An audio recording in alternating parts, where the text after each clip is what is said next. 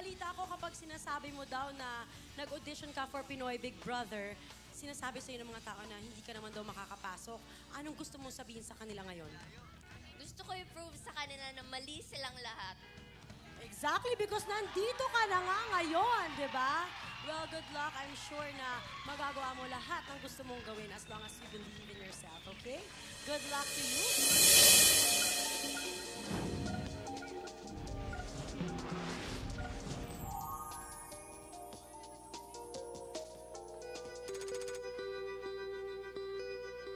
Mga grades ko, sobrang ganun. Math ko, 99, 98, ganun. Pinakamababa ko na siguro noon, 93. Rank number 4 ako sa buong batch. 6 ang nakuha kong medals yun sa iba-ibang subjects. Pinakamagaling ako sa math. Member ako ng advanced class nung high school. Magaling ako sa pag-aaral pero hindi ako nerd. Nag-table tennis ako. Nahilig din ako sa basketball, tsaka sa ultimate frisbee. Sumasabak din ako pag minsan sa debate. Biyernes, alauna yung labas namin. Sa tricycle kami. Fast food sa harap ng eskwela namin. Doon, nag-chit-chatan kami. Nagkukwentuhan.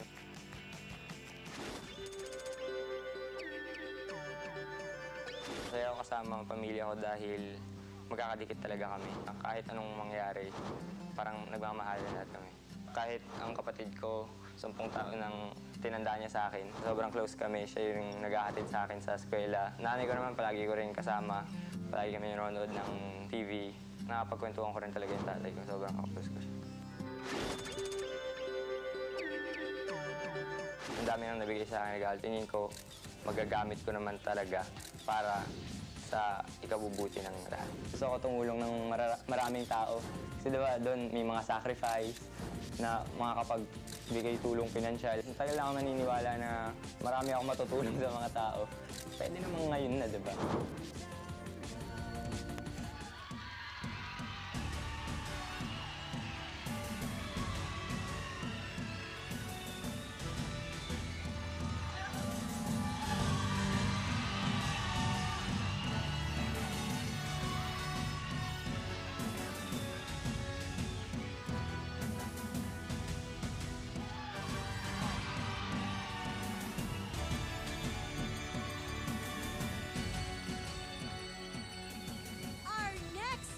Housemate ang Atenista, Mikey of Quezon City! Hi, Mikey! Mainit? Okay. Dito tayo. Bakit parang nahihiya ka sa akin? Medyo nahihiya. Okay. Balita ko mahilig ka daw mag-debate.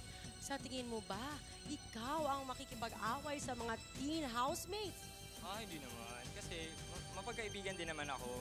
Tsaka mabait akong bata kung pwede sabihin. Yun, madali akong pakisamahan. Tsaka pag sinabi namang debate, hindi naman ibig sabihin pag-aaway. Correct. Yun, kaya sa tingin ko, madali ko rin makakasama yung mga housemates. Excited ka? I'm sure mas ma-excite ka pa pag nakilala mo na ang susunod na housemate. Dahil ito po, kung galing tayo sa aggressive debater na si Mikey, pumunta naman tayo sa isang timid girl from Cebu.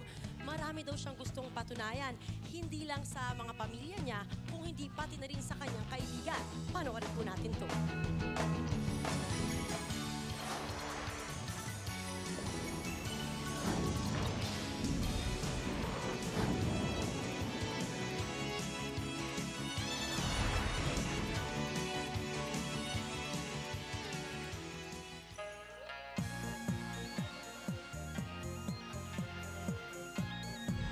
Hi, I'm Kim. I'm 16 years old and I'm from Cebu. Maraming taong nag-iisip that I have everything. Talented daw kasi ako.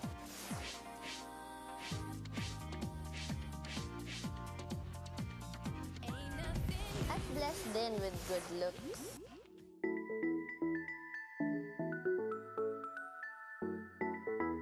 Hindi naman kasi ako ang Miss Perfect na iniisip nila. I came from a broken family. 9 years old pa lang ako noon. Nalaman kong may ibang pamilya ang papa ko. Mahirap, pero kailangan tanggapin. I love my mom very much, pero minsan di ko siya maintindihan kung bakit hindi siya supportive at hindi siya naniniwala sa mga talents ko. Sabi niya, baka raw nananalo ako sa mga contest dahil walang binatbat ang mga kalaban ko. That's why I'm entering Big Brother's house. Para ipakita sa lahat na may talent ako at kaya ko.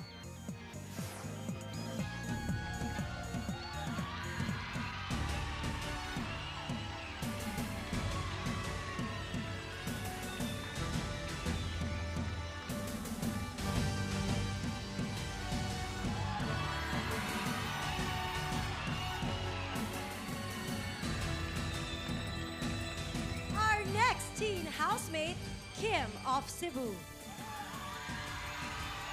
Hi, Kim! Ayan, tinatanggalan po niya ang kanyang helmet. Ayaw, pasaway ang kanyang helmet. Sandali lang. Okay lang yan. Thank you very much, Kuya.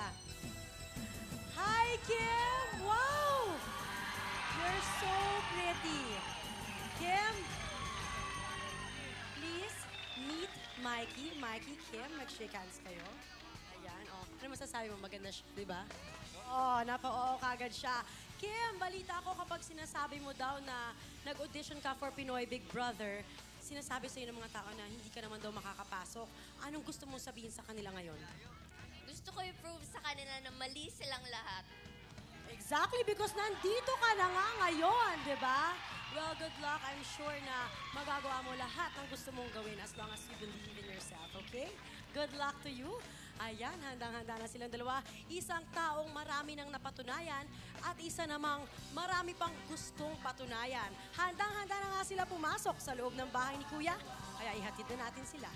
Alright, go guys. Good luck. Nakikita ko na hindi sila masyado energetic dahil kinakabahan sila. Kaya pakita nyo naman na excited kayo. Kim, di ba happy ka? Go! Yan, ganyan. Hinihintay na kayo ni Bianca. Go, Mikey!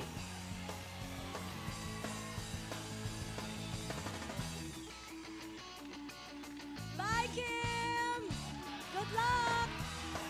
Ayan, papunta na po sila sa bahay ni Kuya kung saan hinihintay sila ni Bianca. And alam ko, nandyan din ang mga pamilya nila. Mikey, while Mariel will say goodbye to you, I will say hello. Please come down. Nandito ang pamilya mo to say your last goodbyes. Actually po, binulong po sa akin ng kuya ninyo ni Mikey na siya po ang kinakabahan para kay Mikey. Mikey, everything's good? Everything's okay? Ayan, everything's okay, pero nanginginig siya ng konti. And I'm here also with Kim's ate.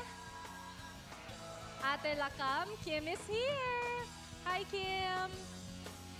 You can say your last goodbyes to your ate who was also a bit nervous for you. Ayan na. Kim, Mikey, let's go, guys.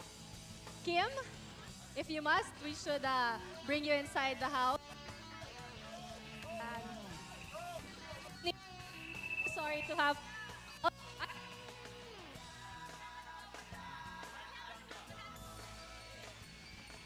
It will be your new home for 42 days. Enjoy at sa inyo. Gerald and Nina, meet your two new housemates, Mikey and Kim. So, ano mga pangalan nyo? Nina. Gerald. Gerald. I'm Mikey. I'm Kim. Gerald. Gerald. Are you from Ateneo? Gerald. Gerald. Mikey. Lim. Who's this? You're Mikey Lim, right? No, I'm Lee. L-E-D. You know sina Chick Soriano? Gusto ko lang i-share mga kapamilya ng advice na binigay ni Kuya Nino kay Mike ay to just have fun. Ang advice naman na binigay ni Ate Lakam kay Kim ay to not cry. Kaya 8 housemates po mga kapamilya ang inyong makikilala. Yan ang abangan nyo sa pagbabalik ng Pinoy Big Brother Teen Edition.